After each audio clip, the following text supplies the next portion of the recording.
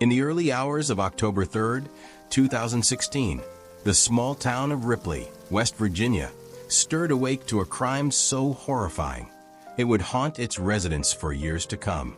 A quiet, close-knit community where neighbors greeted each other on porches, where children's laughter echoed through the streets, and where a sense of safety blanketed the lives of its people. All of that changed in an instant. Inside a modest trailer, nestled among the rows of a seemingly peaceful neighborhood, the unimaginable was taking place. 4-year-old Emily Barringer, a child known for her bright smile and boundless energy, had her young life brutally ripped away. She was the light of her family, a little girl with her whole future ahead of her. But in the darkness of that early morning, her future was stolen. It began as a call for help. A panicked 911 call from the home of Benjamin Taylor, Emily's mother's boyfriend, claiming the child was unresponsive. When paramedics arrived, they were met with a scene that was far worse than they could have ever imagined.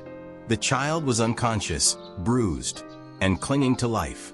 But behind the fear in that small home, something darker was lurking.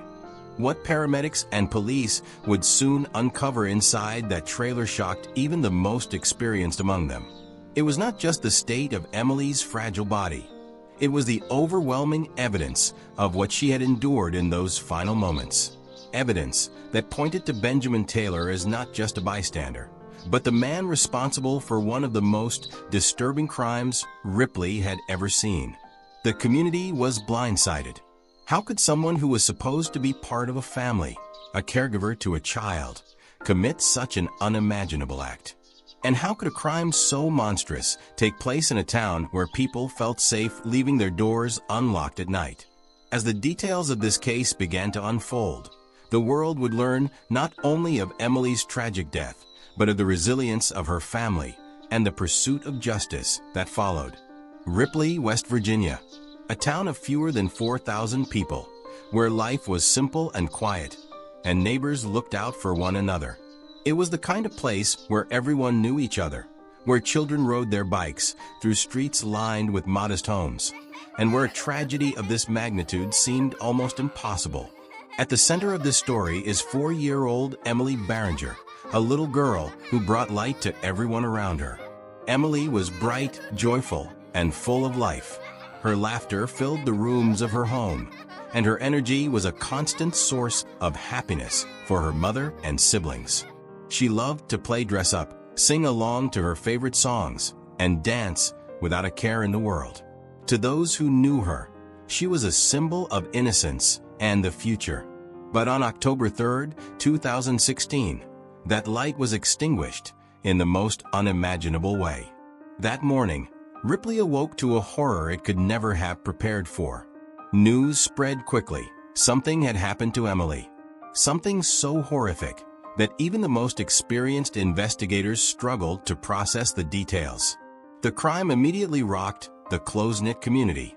Parents held their children a little tighter. Neighbors exchanged glances of disbelief, and the town found itself thrust into the national spotlight. The events of that night were not just shocking. They were devastating, not only for the family, but for everyone who called Ripley home. When first responders arrived at the scene, they were met with a horrifying reality. A child barely clinging to life. Signs of abuse so severe that they painted a tragic picture of what had taken place in her final moments. It was Benjamin Taylor, her mother's boyfriend, who had called for help. But what investigators would soon uncover inside the trailer would not only lead to his arrest, but ignite outrage across the entire nation. Ripley, West Virginia, is a small town tucked away in the Appalachian region, a place where the pace of life is slow and the sense of community is strong. In Ripley, neighbors knew each other by name, and the streets were lined with modest homes and families who shared a sense of safety and belonging. For generations, it was a town that prided itself on its quiet, close-knit nature, where major crimes were almost unheard of. But in October 2016, all of that changed. At the heart of this tragedy is Emily Barringer, a 4-year-old girl whose life brought so much joy to her family. Emily was described as full of energy, a little girl who loved to run around barefoot, laugh with her siblings, and spend her days pretending to be a princess.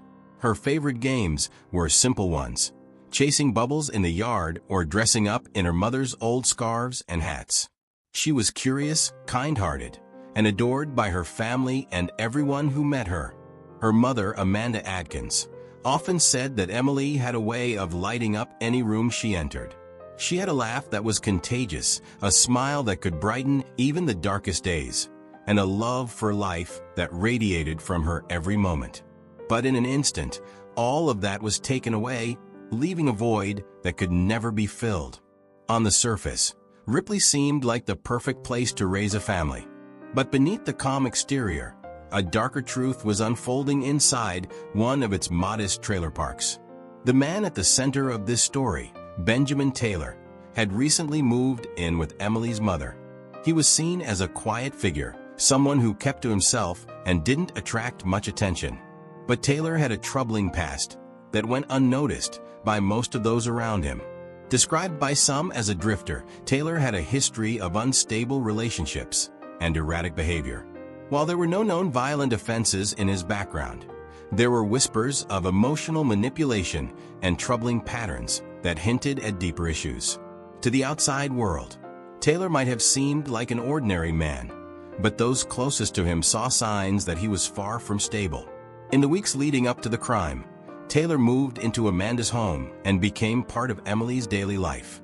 But as investigators would later piece together, his presence in their lives wasn't one of love or support.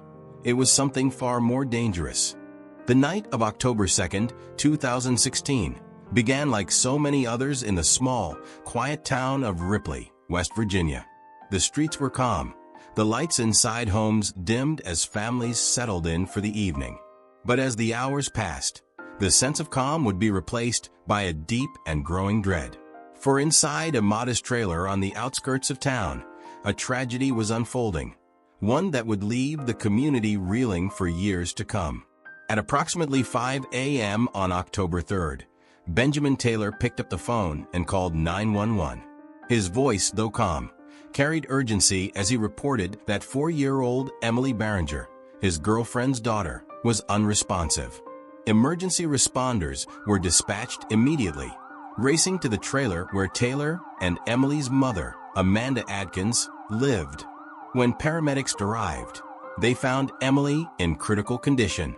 She was unconscious, her small body limp and unresponsive.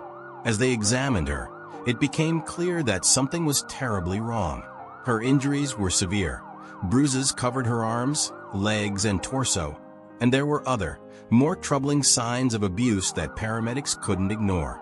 The team worked quickly, stabilizing her as best they could before rushing her to the hospital. But even as they fought to save her, questions about what had happened to Emily began to surface. The scene inside the trailer was chaotic. The living room was cluttered, with objects strewn across the floor as if there had been some kind of struggle. In the bedroom, officers found evidence that only deepened their concern. There were bloodstains on the sheets and on the floor, stark reminders of the violence that had taken place. Investigators immediately secured the scene, knowing they were standing in the middle of what would soon be classified as a crime scene. But it wasn't just the physical evidence that raised alarm. Benjamin Taylor's behavior struck investigators as odd from the very beginning. While paramedics worked to stabilize Emily, Taylor stood off to the side, his arms crossed, avoiding eye contact with the responders. His demeanor was calm, too calm for someone who had just found a child in such a critical condition. When officers questioned Taylor, his answers were evasive. At first, he claimed he had found Emily unresponsive in the living room, suggesting she might have fallen or injured herself while playing during the night. But as detectives pressed for more details, Taylor's story began to shift. He mentioned hearing noises during the night, but said he didn't think much of it. He suggested that Emily might have wandered into the bedroom on her own and fallen. But the evidence inside the trailer told a much darker story. Officers noted that Taylor appeared detached from the situation. He didn't ask about Emily's condition or express concern for her well-being. Instead, He seemed more focused on his own answers, carefully choosing his words as if trying to avoid saying too much. Investigators quickly became suspicious. They had seen this kind of behavior before, in cases where the person responsible for the crime was standing right in front of them. This story is just the beginning. There are 114 more cases inside the vault, each one waiting to be revealed. Make sure to hit the like and subscribe button and turn on the notification bell so you'll be the first to know when we open the vault and uncover the next case. As the investigation continued, forensic experts began to comb through the scene, collecting evidence that would later become critical to the case. In the bedroom, they found bloodstains on the sheets, on the floor, and even on Taylor's clothing. The patterns of the stains indicated a violent struggle. Additionally, medical examinations at the hospital confirmed that Emily had suffered severe trauma that could only have been inflicted deliberately. Taylor's explanations unraveled under the weight of the evidence. He had claimed to have been asleep throughout the night, but investigators found no signs that supported his story. Instead, the evidence pointed to something far more deliberate and horrifying. As investigators worked to piece together what had happened inside the trailer, Emily was fighting for her life. She had been rushed to a local hospital before being airlifted to Charleston Area Medical Center, where a team of doctors and nurses did everything they could to save her. Tragically, her injuries were too severe. The damage to her small body was overwhelming. And despite their best efforts, Emily passed away later that day. The loss of Emily sent shockwaves through her family and the community. Her mother, Amanda, was inconsolable, devastated by the sudden and brutal loss of her child. Neighbors and friends gathered to offer support, but no amount of comfort could fill the void left by Emily's absence. For the residents of Ripley, the news of Emily's death was incomprehensible. Parents clung to their children a little tighter, horrified that such a crime could happen in their peaceful town. People who had always felt safe leaving their doors unlocked now began to question the trust they had once taken for granted. Vigils were held in Emily's memory, with candles and flowers left at the edge of the trailer park where her life had been stolen. While the community mourned, investigators worked tirelessly to ensure that the person responsible for Emily's death would be held accountable. Benjamin Taylor's behavior, his inconsistent statements, and the forensic evidence all pointed to one conclusion. He was not just a witness to what had happened that night. He was the perpetrator. But there was still more to uncover, and what investigators would find next would leave no doubt about his guilt. In the immediate aftermath of Emily Barringer's tragic death, all eyes turned to Benjamin Taylor. From the moment first responders arrived at the trailer, Taylor's behavior and his shifting account of the events had raised red flags. But it wasn't just his demeanor that drew suspicion. It was the growing pile of evidence that pointed directly to him as the person responsible for one of the most horrific crimes Ripley had ever seen. Taylor's initial explanation to investigators was that Emily must have hurt herself during the night. He claimed he had been asleep and didn't hear anything unusual until the early hours of the morning, when he found her unresponsive. But as detectives pressed him, his story began to unravel. First, he said he heard noises during the night but didn't check on her. Then, he suggested that she might have wandered into the bedroom on her own and fallen. To investigators, his vague and inconsistent answers were a glaring sign that he wasn't telling the truth. Detective Stephen Cooper, one of the lead investigators on the case, later said, "It was clear from the beginning that Benjamin Taylor wasn't just a bystander in this crime. His behavior didn't match that of someone who had just witnessed a tragic accident. He was calm, detached, and carefully choosing his words." As detectives continued their questioning, forensic teams worked around the clock to process the evidence collected from the trailer. What they found left no doubt about what had happened to Emily. Bloodstains in the bedroom were matched to Emily, and DNA evidence found on Taylor's clothing placed him at the scene of the assault. The autopsy later confirmed the cause of death as blunt force trauma, compounded by injuries consistent with sexual assault. These findings were devastating, but they also solidified the case against Taylor.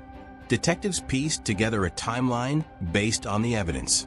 While the exact details of what happened in those early morning hours remain known only to Taylor, the forensic evidence painted a chilling picture of violence and brutality.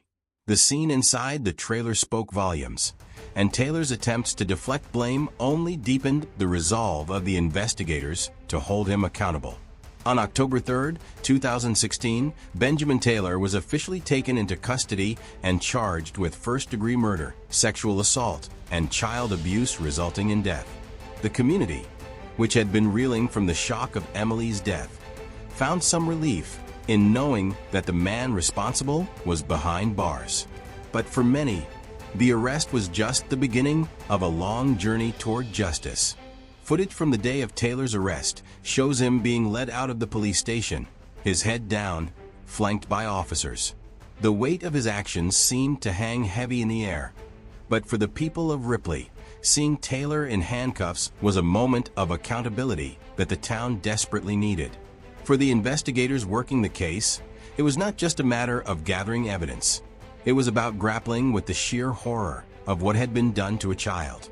Many of the officers and forensic experts had children of their own, and processing the evidence in this case took a toll on everyone involved. Detective Cooper later reflected, "There are cases that stay with you forever." This was one of them.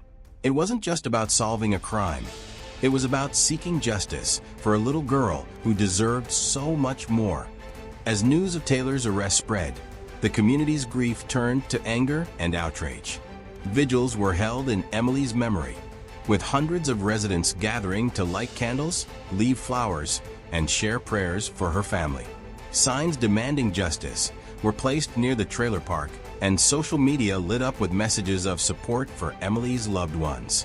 The hashtag #JusticeForEmily began trending locally, as people from across the state joined in expressing their heartbreak and solidarity. In Ripley, parents hugged their children a little tighter, and neighbors who once trusted each other began to look over their shoulders. The crime had shattered the sense of safety that the town had always taken for granted, leaving a scar that would take years to heal. While Benjamin Taylor sat in jail awaiting trial, the weight of his actions hung heavy over the community. But as the legal process began to move forward, Ripley's residents found strength in each other. They came together not just to mourn, but to demand justice for Emily, ensuring that her story would never be forgotten. As the investigation concluded and the evidence mounted against Benjamin Taylor, the community of Ripley turned its attention to the courtroom. It was here, in a trial that would grip the nation, that justice for Emily Barringer would be pursued. But for her family, the courtroom wasn't just a place for legal arguments. It was a place where their grief, their pain, and their love for Emily were laid bare for the world to see. The trial of Benjamin Taylor began in the spring of 2017.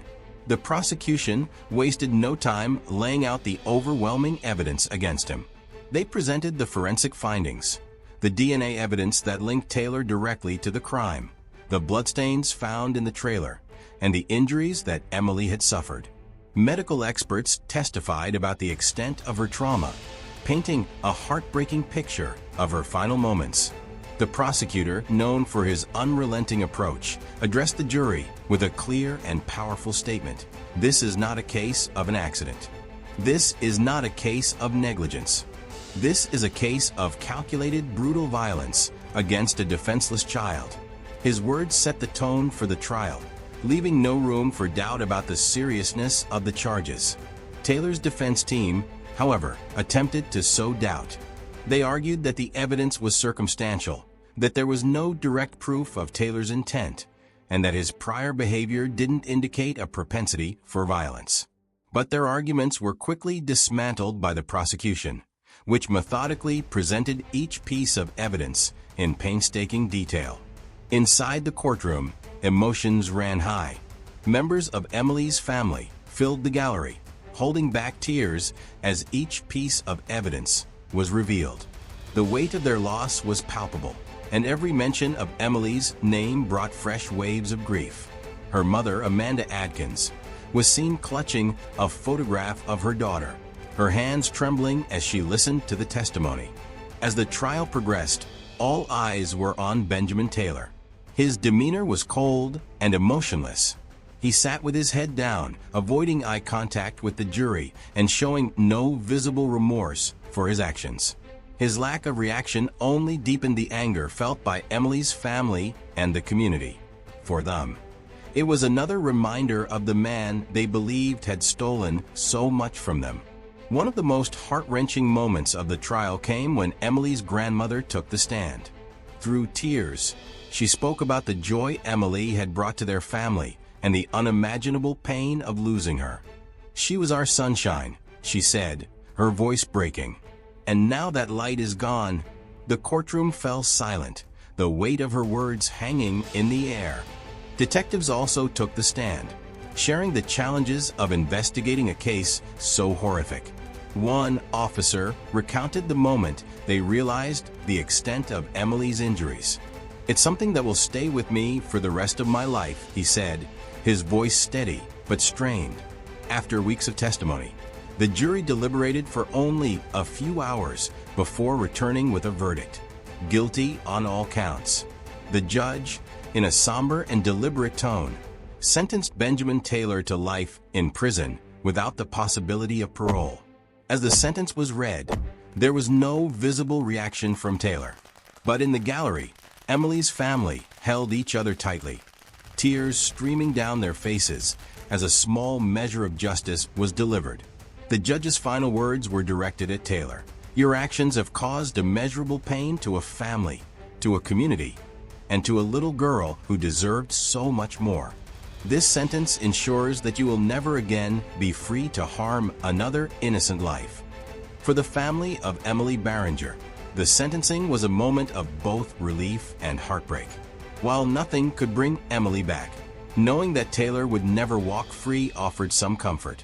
Outside the courthouse, members of the community gathered to show their support, holding signs that read "Justice for Emily" and lighting candles in her memory.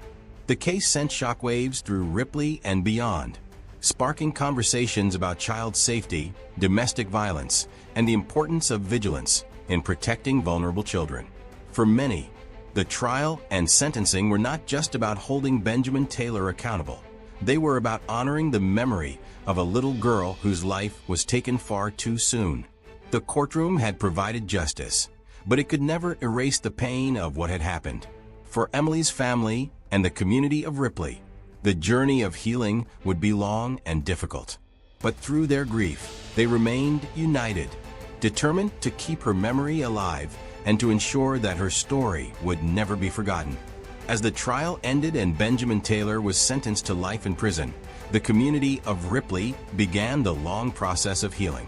But the scars left by this tragedy would not fade easily.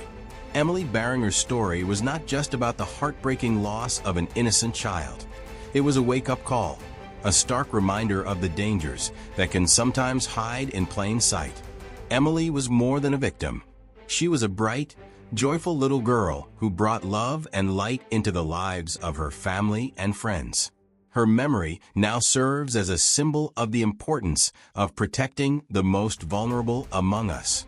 Through the pain and grief, her family has worked tirelessly to ensure that her story is not forgotten, that her life, however short, continues to make an impact. The people of Ripley refused to let this tragedy define their town. In the weeks and months that followed, the community came together in ways that showed their strength and determination. Candlelight vigils were held in Emily's honor, with families gathering to mourn, remember, and support one another. Local organizations began raising awareness about child abuse and domestic violence, hoping to prevent another family from enduring the same heartbreak. For Emily's mother, Amanda Adkins, the loss was unimaginable, but she found solace in the support of her community. "I want people to remember her smile," Amanda said. "I want them to remember the joy she brought into the world and to protect their children like she would have wanted." Emily's story highlights the critical need for vigilance, awareness, and action when it comes to protecting children. It forces us to ask difficult questions. How can we better recognize the warning signs of abuse? How can we ensure that every child grows up in a safe and loving environment?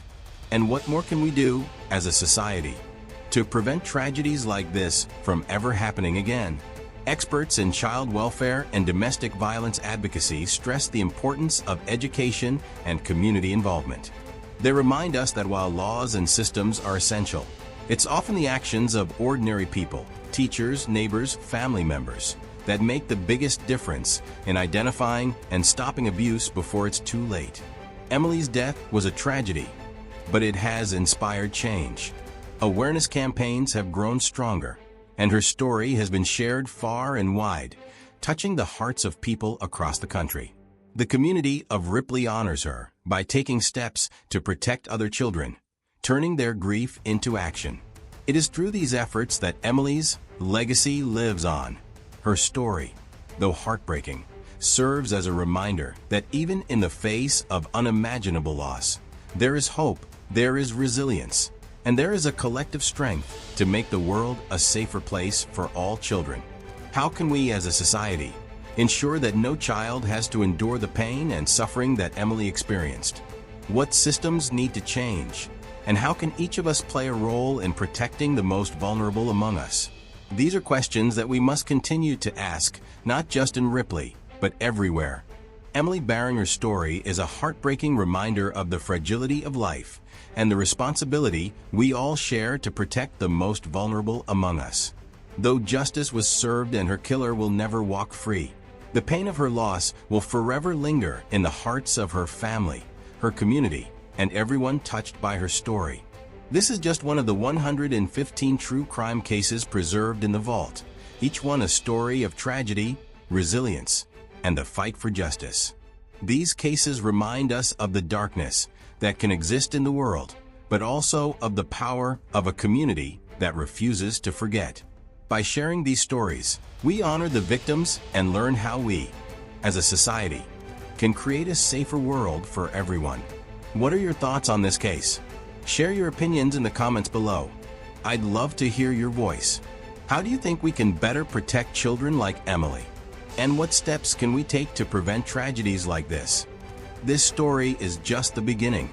There are 114 more cases inside the vault, each one waiting to be revealed. Make sure to hit that subscribe button and turn on the notification bell so you'll be the first to know when we open the vault and uncover the next case. Join me here at In the True Crime Vault as we honor the victims, explore the stories, and seek justice for those who can no longer speak for themselves.